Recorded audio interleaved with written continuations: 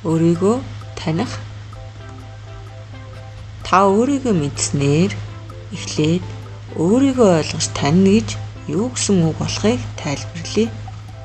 Өөрийгөө ойлгож таньна гэдэг нь дотоод сэтгэл хөдлөл мэдрэмжээ ойлгож танин түүнийгээ шийдвэр гаргалт үйл хөдлөлтөө бодолцож үзэх явдал мэт. Товчоор хэлбэл өөрийгөө ойлгож таних нь сэтгэл хөдлөлөө ойлгож таних юм. Та өөрөөсөө асуугаарай. Өөрөөр хэлбэл юу таныг сэргээдэг, сэтгэлийг таних хөөрөгдөг, баяр баясгалантай болгодог вэ? Та өөрөөсөө асуугаарай. Юу таныг сэтгэлээр унагадаг вэ? Гониглуулдаг вэ? Уйлуулдаг вэ? Уурлуулдаг вэ?